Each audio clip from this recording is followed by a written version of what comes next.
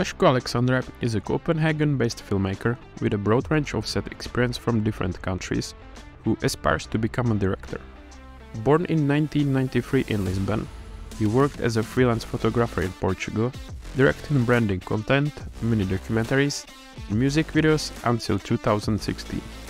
His broad education experience includes bachelors in film in London, Erasmus in Madrid, and masters in directing in Edinburgh.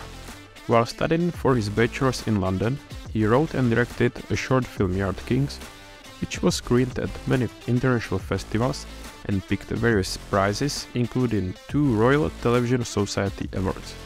His recent directing credits include other short films, and he is currently trying to write a short film. Listen to this episode to hear the comparison of cultures in different countries, how Vasco almost got his script adapted into TV series, and learn more about Danish cinema in general. Enjoy! Hello Vasco, thank you for being here today and welcome to the show. Thank you for having me. It's nice to see you after so long. Yeah, likewise. So for the beginning, can you please a bit introduce yourself and say where are you working now or what are you working on now? My name is Vasco.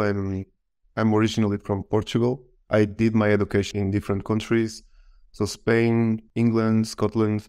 Then I moved to Denmark a year ago, and I've been working on some projects still in development, including now most recently a feature film, which I hope is happening next year.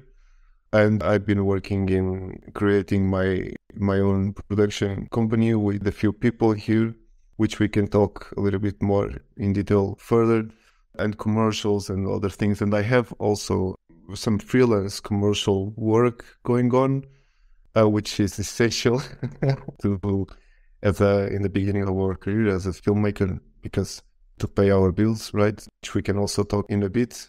And yeah, that's me at the moment. So it's like quite a few exciting projects. It's an exciting year. Yeah. So in the first place, why did you actually move to Denmark? Or what led you there? To be completely honest, I was doing my master's degree in Edinburgh, in Scotland, and which is a 1-year program. Sorry, was it like a film degree? Yeah, a film degree, but specialized in directing. So we had like a few general classes about film, but then we had like a part of the program was specialized in directing. And so there was 4 different departments.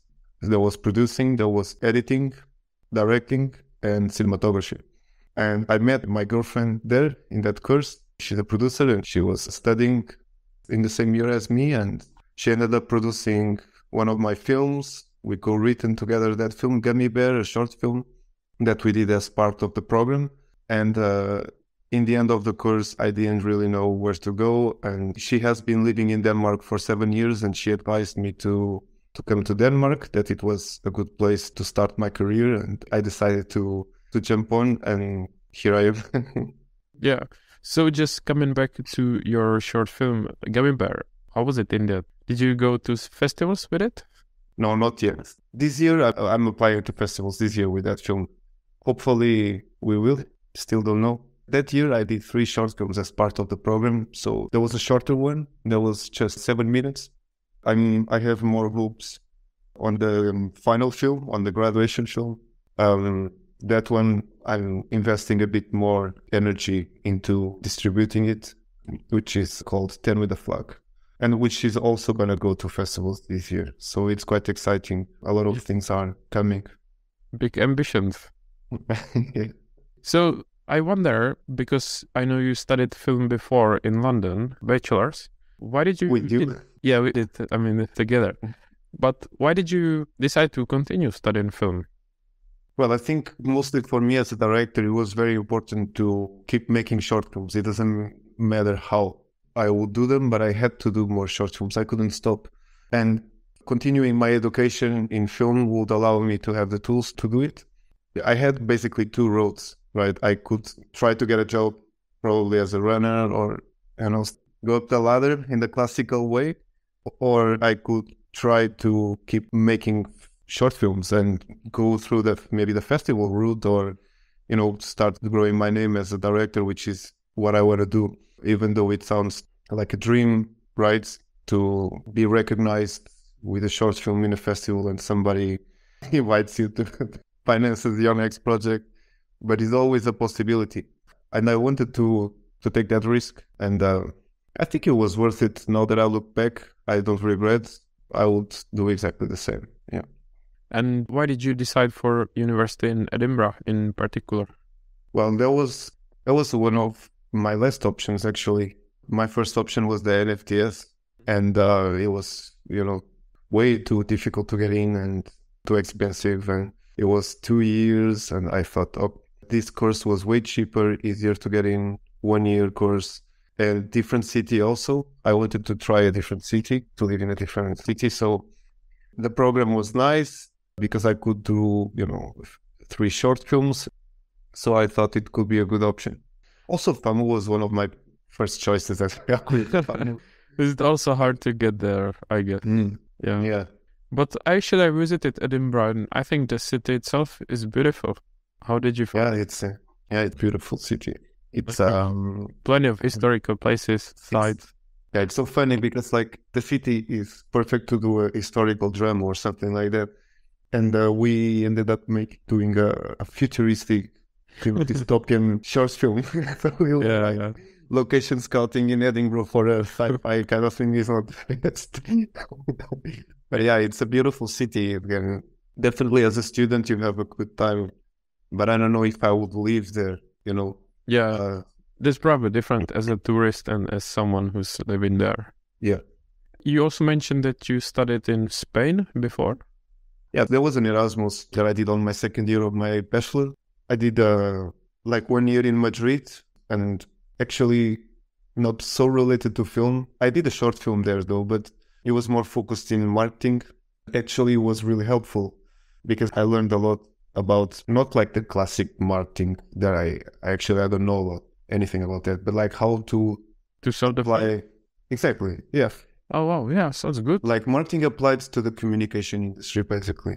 And also I had like law, some law modules, which was really nice. I wanted to fill up the gaps, the holes of my knowledge in other areas of filmmaking, in that year, like law, marketing, also literature. I read a lot of books that year.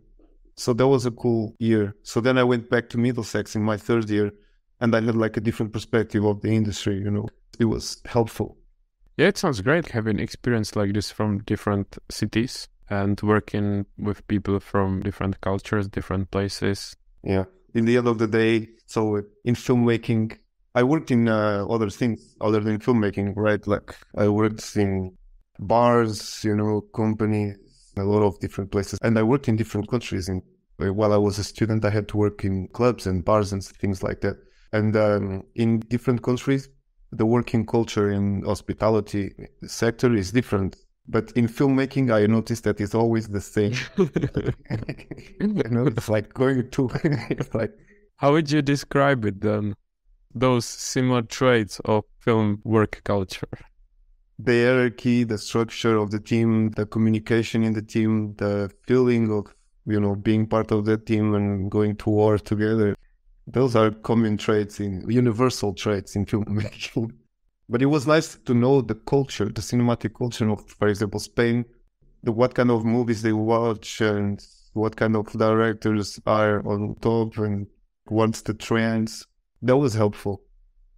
So what do you think then you would recommend to someone what place to study in? Out of these cultures or out of the places you studied in? What would be like a best one to pick someone who wants to study film? Well, I think definitely the NFTS, it's the best place. And even if not just for directing fiction, but even commercial and documentary, and everything, in my opinion, they have really good facilities. You hang out with the best of the best there, Is it actually in London or outside of London? It's in Beaconsfield, something like that. Oh, okay, yeah. But I guess it's very tough to get there, isn't it? Yeah, I went to the interview and it was already hard to get there to the interview, to the last slot of people. I was being interviewed by an Oscar-nominated producer. Really? Yeah. And I have a lot of friends there and they say it's the best. But if you don't have money and you just want to make movies, there are other options, you know. If you just want to have decent equipment, enough, and have a crew, you can, for example, Screen Academy Scotland was not the best course. There was a lot of things that I didn't like. So that's the one you did, right? Yeah. But at least I could make films. So if you just really want to make films and that's your only objective and not learn so much, if you just want to use the university as a tool, let's say, and I know this sounds really bad, but but I was gonna say you still pay quite a lot for it, so I guess you kind of deserve it if you want it.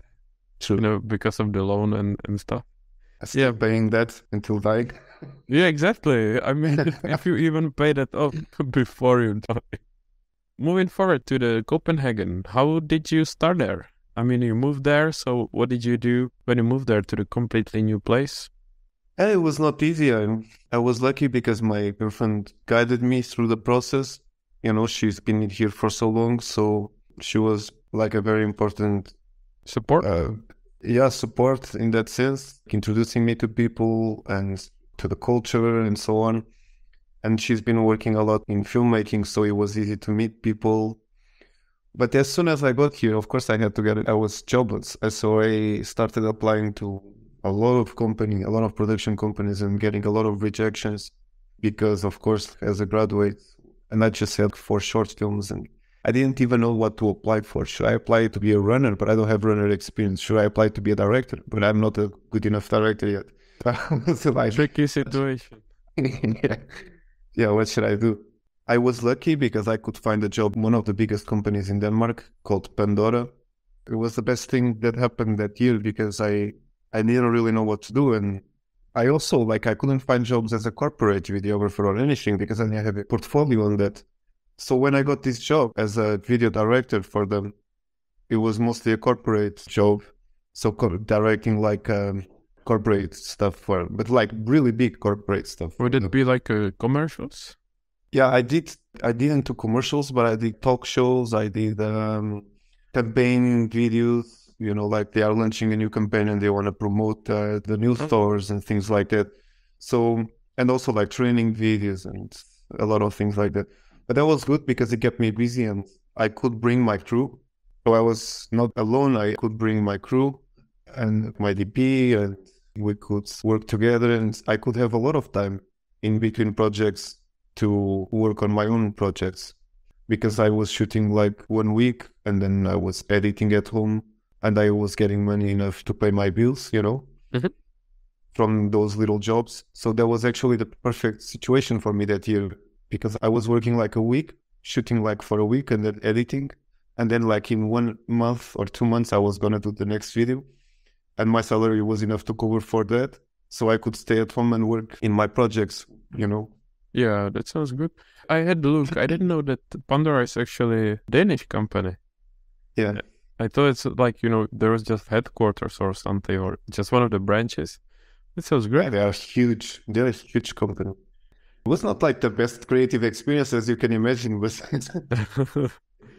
Yeah, but still, and based on what did they hire you? Was it based on your portfolio, studying experience? Yeah, so a friend of my girlfriend worked there and I was looking for a job and I told her that I was looking for a job and they were looking for a video director and it was just perfect timing. I sent them my portfolio and they hired me right away. It was being in the right time, in the right place. Of course, you need to be talented and all that, but it's really important to meet the right person in the right moment. Otherwise, it would have been really hard to get that job. But yeah, then after that, as I told you, I developed my projects. So we started, me and my girlfriend, we always work together. So we started doing a lot of things, including a TV series that we started developing. So you mean just you and herself, starting TV series from the scratch? No, so basically in my master's degree, I did a graduation film, which was a dystopian drama called 10 with the Flag. This film was inspired in an original short story by an American writer. So we adapted that story and made the short film. We got the rights for the short story. And then my girlfriend, she's a producer, so she pitched the idea of that story, not the short film, but the short story. to a production company here in Denmark, and they got really interested, and they wanted to develop the short story into a TV series. It's a long process. It's still like, of course, in development. Not even in development. It's still like waiting to start development. It's been like a long journey on this TV series. But you're on a good path so far, aren't you? On the right journey. I think so. Of course, I am. It's just tough to wait. And like this year, I realized, not this year, last year, I realized that we don't know anything about the industry when we get out of school, right? Like they don't teach us how it really works. Yeah, the industry isn't really waiting for you. I feel like I am in the right path, but I feel like that's not the direction I want to go, to wait maybe a year or 2 years for a project to get developed.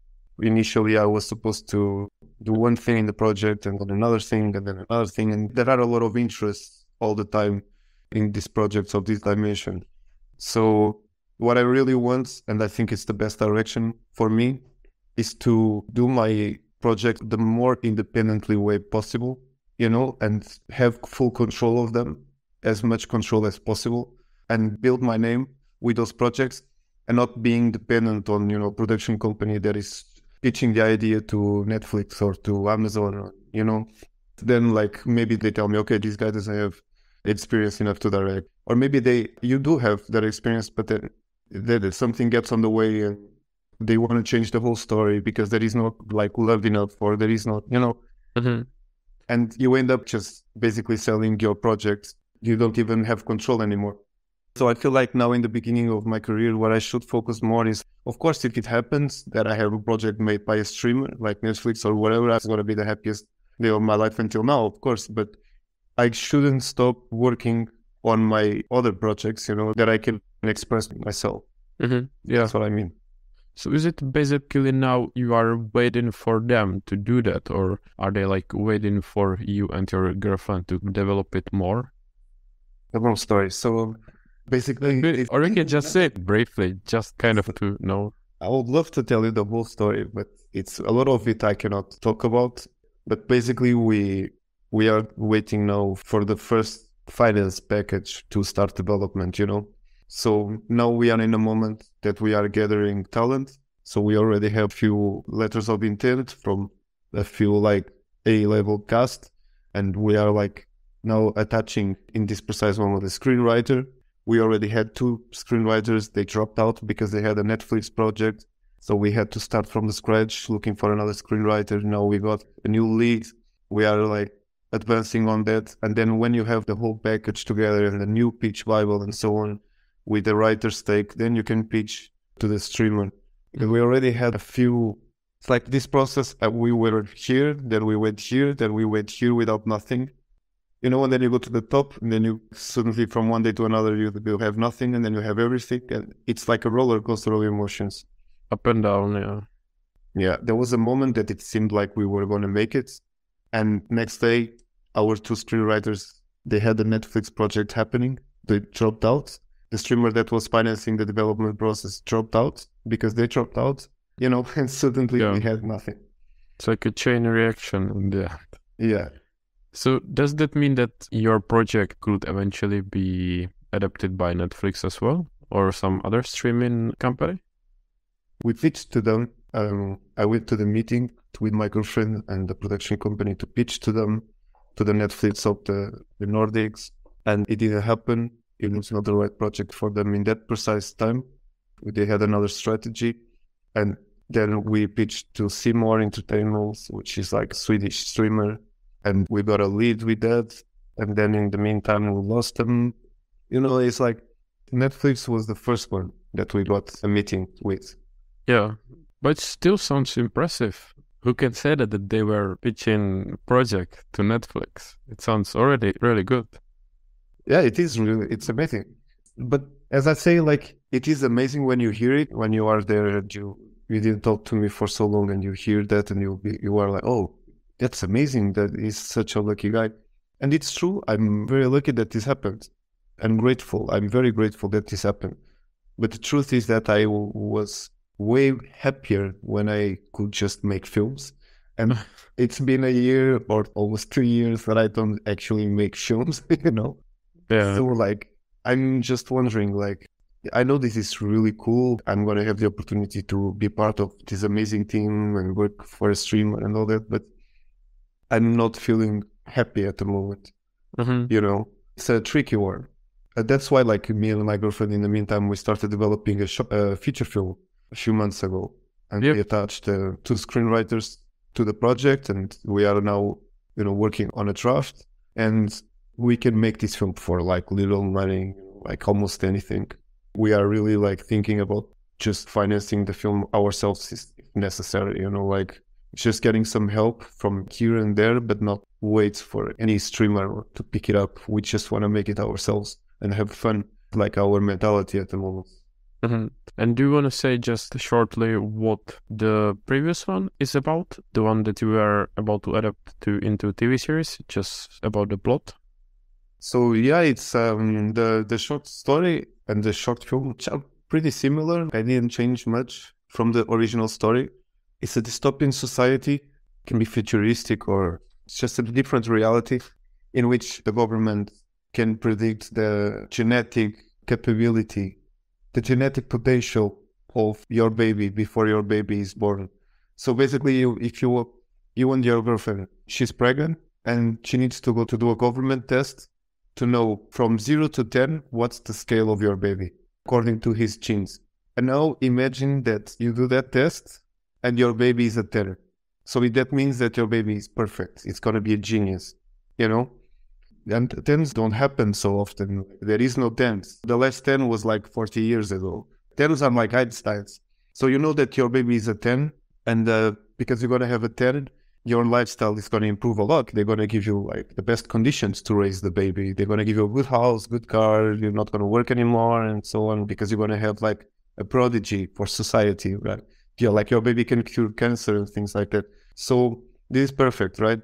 Now, there is a bad thing, which is there's something wrong with the baby that we cannot figure out what.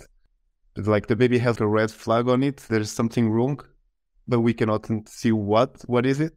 Like this could be the mother could die during birth. The baby could be like handicapped. So there is a risk. What would you do? Would you have the baby or would you abort?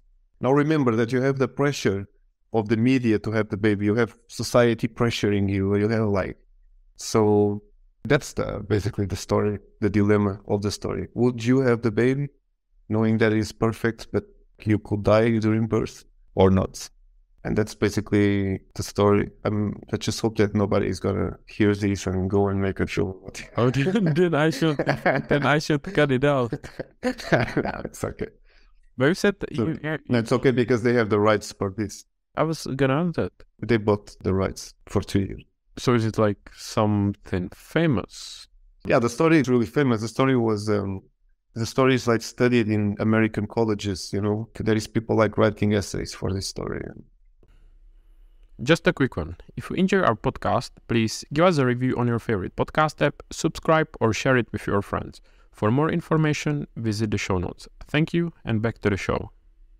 I was just curious, how hard was it to get rights to adapt it? It was like the normal process. It was not so hard. I know the writer pretty well. Not pretty well. We don't know each other personally. We communicated a lot online because he's American. I could never meet him personally. I've been talking to him for a long time, like 3 years almost. Because I adapted this story. I had to get the rights initially myself, my producer for the short film. And we got it, of course, for free because we were students and all that.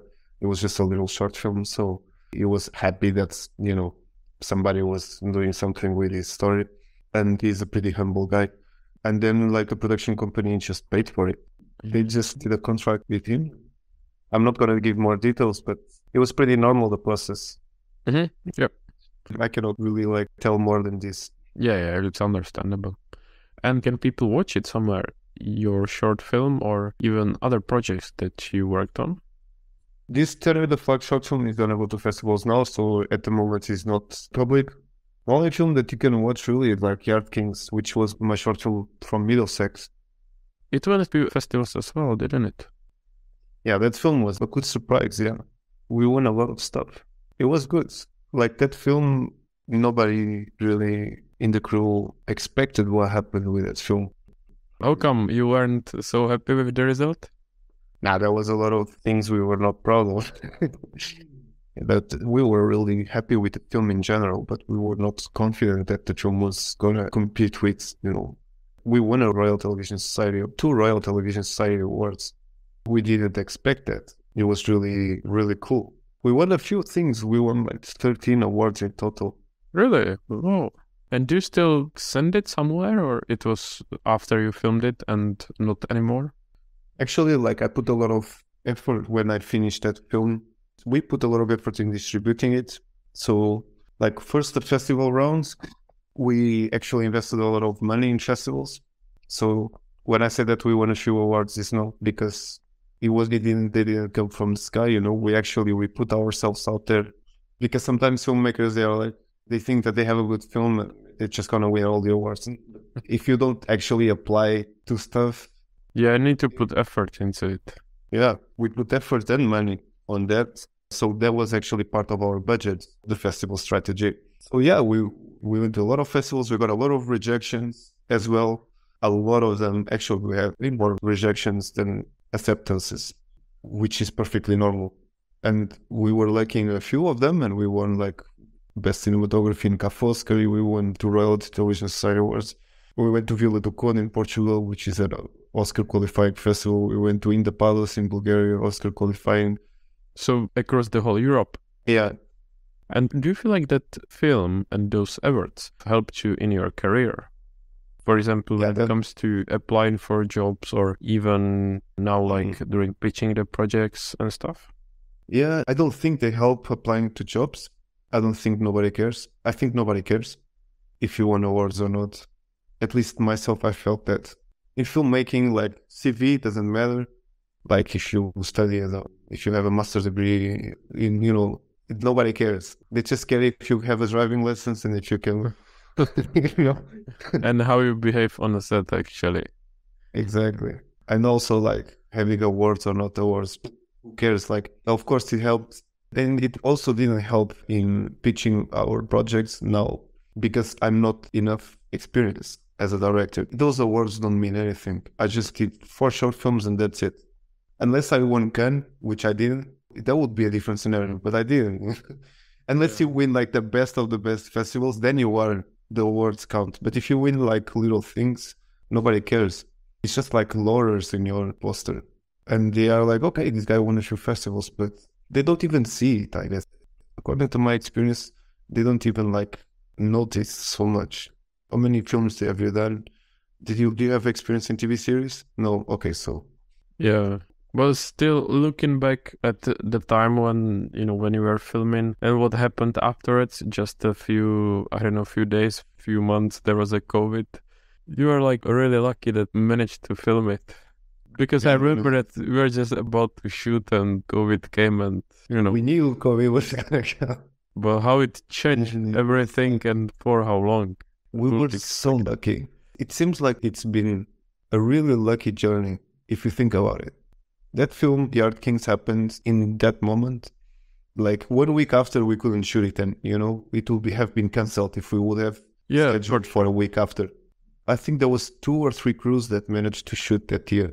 And if that film wouldn't happen, I wouldn't get so confident on my skills as a director, and I wouldn't understand that I really want to continue that journey. And that film was very important for me, Art Kings, because I really understood that I want to keep directing, and I understood that all the recognition from all the festivals and things like that made me very confident. So I feel like that was also part of why I took some decisions after going to do a master's degree and making more films and things like that. I was really lucky that I could manage to shoot and everything went fine. And when you did the master's degree and filmed those short films, was it also somehow affected by COVID? No, that COVID has. The first one, was a bit affected. We could shoot, but we could not shoot in public locations. We had to shoot it in specific locations that they were providing us. But it's okay, we could manage. We could use those locations in a nice way. We just couldn't shoot in public places and restaurants and things like that. I shot in a church, so Good it location. was it was like a chapel from the university, and we just dressed it as we wanted. It was Mhm. okay. And with the film that you are currently developing with your partner, do you want to, or can you say more about it as well? For example, about the plot, or rather not? Well, first of all, and we need to figure it out ourselves. The story, like that has been a journey to understand like the story. But it's very basically is a horror, or it's ideally a horror. Everything can change, right? But it's a horror and it's supposed to be shot in one location. That's a decision that we took also to help in the budget and for practical reasons. One main location is not just going to be one location the whole movie. Like we're going to go around the location, things like that. But it's like one main location. And I think that's very important for a first feature because we don't have any money. So like, what are we going to do? Basically, we're going to put my brother cooking for everybody, you know. We're going to try to get that location for free because our friends and spend all the money we have in the best equipment we can have. So Need to use your creativity as much as you can. yeah. Is it going to be feature, like proper 70, 80 minutes? Yeah, feature. Yeah, I feel like that it's now the time to do a feature. And shot in Copenhagen? We still don't know, like ideally not. We wanted to shoot in an island. Maybe we still don't know. Our idea is to shoot in Spain, in an island. Is it because it's cheaper there? No, it's just because the location is there and it's an amazing location that we have some, my girlfriend, she has a contact there. So let's see. We don't know yet. I don't want to talk much about it because we don't know. Nothing is closed. Yeah, sure. That's understandable. Yeah. Because I was wondering that from what I've seen and heard that Copenhagen is quite expensive, isn't it? Yeah.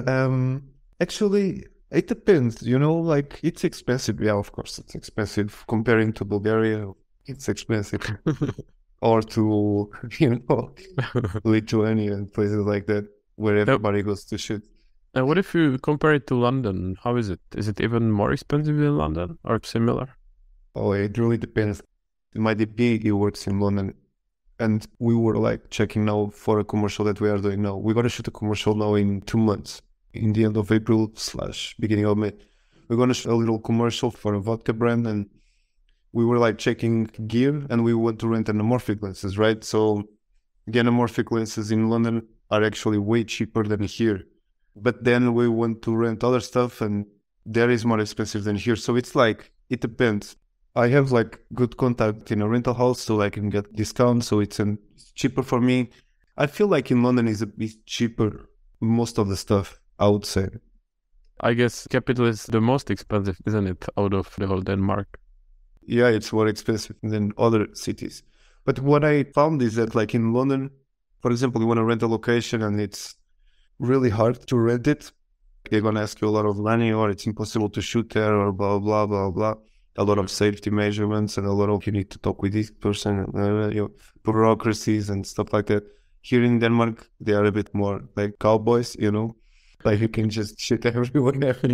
I was proceeding in a short film recently and for a friend of mine, and we shot in one of the most busy streets in Copenhagen, and like no one cared, you know. We were just like a full crew of like a lot of people because this is an independent little budget production. But 20 people in that street, but you know, shooting with a red and, you know, a proper film crew, and nobody cares. Like nobody says anything. I guess it's a good thing. I remember how difficult it was here, even like with permissions and worrying if you can actually be there and everything around it. And then you put a tripod in the floor and it's already like a crime. And how come is that? Do you think it's because of what people are like, or because of their attitude towards film, or why is that? I feel like it's a mix, right? People here are very open-minded to these kind of things and they want to help you. And that consequently, because people are like that, then there is no laws. There are no laws to forbidden filmmakers to shoot in the street like in London. But I'm not sure how it works. I don't have like a proper opinion on it. I don't really know. I just feel like here people are a bit more open-minded and they want to help you, you know? Like if you say, oh, can I shoot in your coffee shop? I feel like it's easier to get it than in London. The guy probably is going to say, oh, yeah, like we are making films. Yeah, come. And in London, it's like everybody has to shoot in that coffee shop in London. He has already like a manual. Okay, so 2 hours, this price. Yeah. Or might it also be that it's not so common there? Not that here, like, you know, so many people or students, universities, independent, and there maybe not that many? Yeah, here there is like one film school, really good one. No, there are more of them in Denmark. There is like European Film College and all that, but I feel like there are not so many productions happening as in London, of course. And in London, there are so many film schools. There are so many filmmakers coming out of those schools, and there are so many companies working in film. It's insane. Oversaturated market. So then when you are working and looking for a crew, is it hard or easy for you to find a crew? It's hard. Mostly like gaffers and prostitutes. You really need to have a network to get those people. But I'm lucky because my girlfriend is a producer. We are now working with another producer, and I know another director, friend of mine that has more connections, and we always end up somehow building up a nice crew. But sometimes we need to really like go up, post on Facebook. We need to look for production designers, for example. And can you compare what is it like to work with people from there and people from, let's say, London, if there are like any differences? I mean, I didn't work with so much with people from here, just really like a couple of experiences. So I don't have like a really formed opinion on that. But my girlfriend, she worked, for example, in Copenhagen, a TV series for Viaplay as a production coordinator. She worked now in the feature film, which I helped with as a gaffer assistant. So that was enough for me to understand how it works, and because I was a lot of times with her on set and so on. In big productions, I mean. And she also told me a lot about it. So I have an idea. And I can see that it's a bit more like disorganized sometimes. Maybe because specific productions were disorganized, I don't know. Yeah, you cannot generalize based on that. You cannot generalize, yeah, exactly. I don't have an opinion on that. And is the crew international or are they mostly Danes? Mostly Danish people. The productions that she works are mostly Danish people. The productions that I'm working now is just like young people, like international young people starting their careers. So mostly graduates. So it's a lot of international people. That's different. But where she works, it's mostly Danish people. So the feature film you are working on, is it like a big one for TV or also for some streaming service? The feature film that she was working, or the feature film that we are working? No, that she was working where you worked as a gaffer. Actually, they have a pre-sales, how do you say, like a pre-sales arrangement already. They already have a distribution deal. So I'm not sure where is it going to go for. I don't know if it's TV or theaters, but they have a deal already.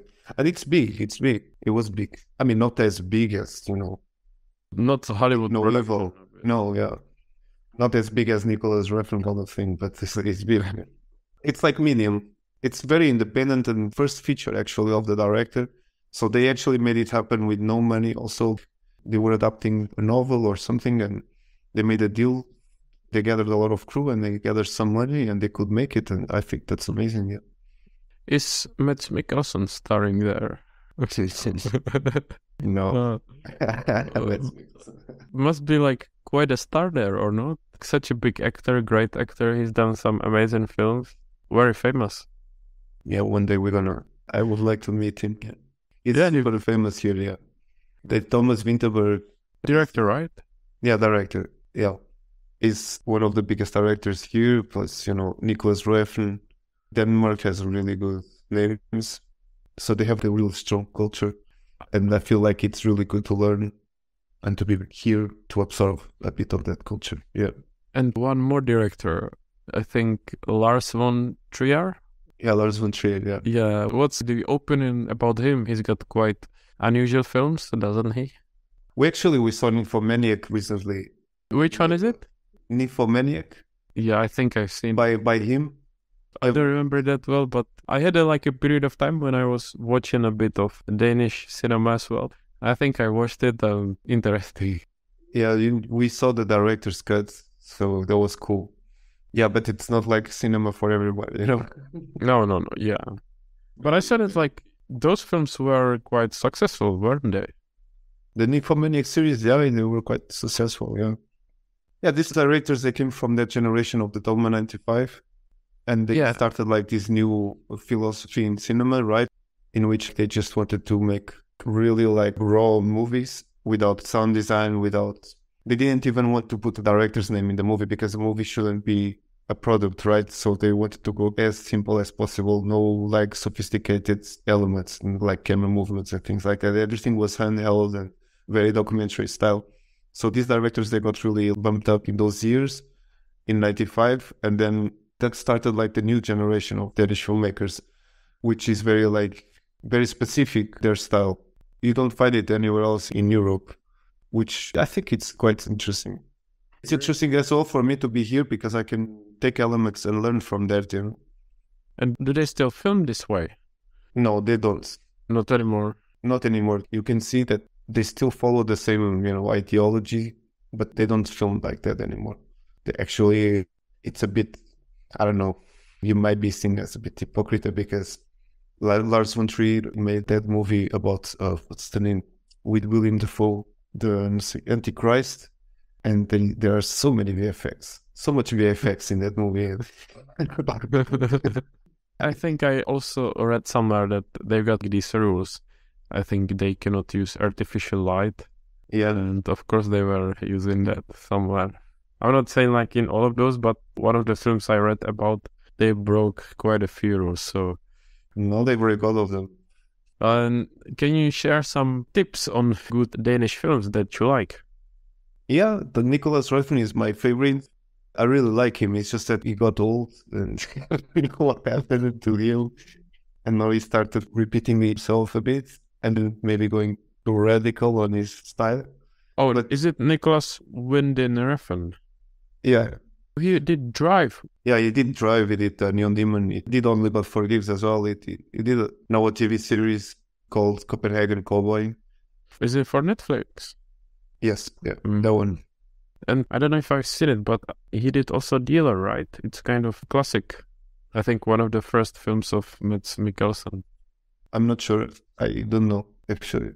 I should check it out. Yeah, and some other favorite films or... No, I think Thomas Vinterberg is really good, but we already talked about him. There's not really like much happening here, actually. I know a few other directors, but they are not like... here what I noticed is that there are a lot of TV directors. Of course in London too, but here I have been not in contact. I also have been in contact, but like mostly because of my girlfriend, I got to know a lot of TV show directors. Not a lot, some of them. And I feel like it's a very common path for directors. But there are a lot of film cinema directors. I'm not saying that. I'm just saying that in my journey, I got to know more TV show directors.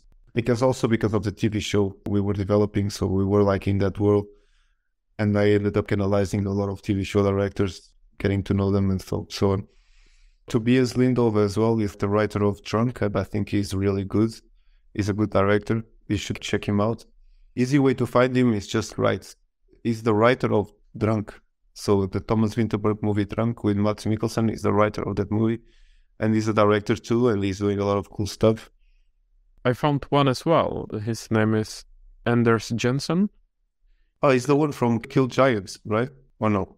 Kill Giants, I'm not sure what it is. But because I saw this film, it's called, I think, Adam's Apples or something like that.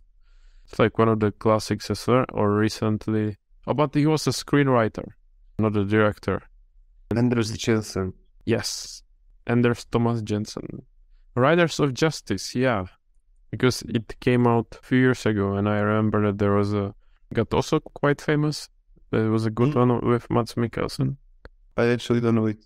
So I need to check it out. I'm checking here his IMDb. I was just having a look as well. Yeah. Because I remember when I watched The Hunt with... I didn't watch that movie yet. Oh, okay. No spoilers then. No, but it's on my list. I want to watch it. That's why Thomas Vinterberg. Yeah. No, that's... Yeah. I think there was this probably from Lars, this TV series from Hospital. Oh yeah, like that TV series of a girl, right? I haven't seen it, but I read about it. It was great, and he did third season after 20 years or something. Really? Yes. I think so, Okay. yeah. But I haven't watched it. I just read about it. I saw it, the trailer, but I didn't watch it. I need to check it out again. What about you? What kind of films do you watch recently? Did you watch? Honestly, I must say that I don't watch as many films as I used to before. I probably don't have as much time. When I'm at work, I spend all day at work looking into my laptop. So then when I'm not at work, I prefer to spend time somehow differently than staring at the laptop again. Exactly, I know the feeling, yeah. Yeah, so when I was something, it's like when I go to cinemas. I went to watch Avatar 2. Oh, yeah. I still haven't watched it, but Have you seen the Oscar winners? What do you think? I didn't see the ceremony, but I saw the highlights. What do you think about the films that won? Or I saw The Whale and I saw the Elvis, and honestly, I think Elvis. What's the name of the guy? Austin Butler? I think so, yeah. That guy should have won the Oscar. That's the only thing that I didn't agree. I didn't see everything everywhere all at once. So I don't know if the film is... Actually, if maybe we watch it tonight. It's an amazing film, really. I watched it actually as well in cinema. Back then it was months ago when it came out. So it was before it got so famous and there was such a fame about it. And months after, it was nominated for so many awards. It won so many awards. And now... 7 Oscars, yeah. Yeah. It's kind of unbelievable that it's, such a small film, not a big production, not a big director behind it. The trailer looks really, really like big, like the production value that show looks big. Yeah, but it's really interesting when you see what it is about. If you consider the size of the budget and what kind of effects they managed in the end and how well it's done. What was the budget? I don't know. I don't remember, but it's not like a big Hollywood production, It's from the Studio A24, which is known for these films that... It's not like a film from, I don't know, like a Marvel ones with unlimited budgets or Spielberg or whatever. Yeah. So it's really cool, yeah. A24 has like a good eye for talents. Yeah, and it often comes out with really interesting films. Yeah. Also, like After Sun, have you heard about it? By A24. But the guy from Normal People, I think I never actually knew his name, never, but the guy from Normal People, the British TV show, it was his first serious feature film and he was nominated for an Oscar. And he's also from A24. And I feel like that guy's performance was also really good. I really like Brendan Fraser's performance in The Whale, but I think the Oscars, once again, were like very, can I say this? Like there is a lot of interest behind, right? So quite a big story behind this guy. Exactly. So it's more like an emotional decision, like let's give the award to him. I'm not saying he doesn't deserve it. Actually, he worked really hard for that role and he did an amazing performance. But I feel like his story, made it good story for the Oscars to give him the award. That's what I mean. Yeah. In my opinion, the guy performing Elvis was like unbelievable. I got out of the cinema when I watched Elvis and I was like, this is amazing. It was Elvis, that guy, No, I see what you're saying because there's like a big retribution story or such a big comeback after what happened. So now he wins. It's unbelievable. Yeah, which is okay. I mean, the Oscars also, they serve as an inspiration. Sometimes they do not award only the best talent, but also the best story. And that's not necessarily terrible, because this award inspires a lot of other actors in his situation to keep working and trying, right? So it's not like the end of the world. He got the award. I actually think it's nice. I don't think he was the most talented one. Yeah, and it's similar with Everything Everywhere All at Once. There is this actor, and he won Oscar for the supporting actor. Yeah. And when you watch it, read about his story as well, because he didn't do any roles for, 20 years. And then somehow he got into this film, and he won Oscar for it. So imagine what kind of story is that? Yeah. The guy was in a refugee camp. Yes, I think so. Yeah. Yeah, in a refugee camp, and I saw his speech, and I must say it was really emotional, inspirational, so like a really strong one. Yeah. Yeah, he like crying, talking to his mom. That was emotional. Yeah, I think it's nice to see, that movie winning so many awards. I just don't know if it's nice. I think it's nice, but in there's another hand, I don't know what happened there for this movie to win so many awards. Yeah. I still didn't watch it, so I cannot talk about it. But I'm gonna watch it tonight and have an opinion of it. Yeah, definitely. Thank you for listening to Produced By. Subscribe to our podcast on your favorite podcast app, leave a review, or send us your feedback. For more information about the host, links from the episode, and ways to connect with us, visit the show notes. If you know someone who would be an ideal guest for our podcast, please get in touch. Thank you and see you soon.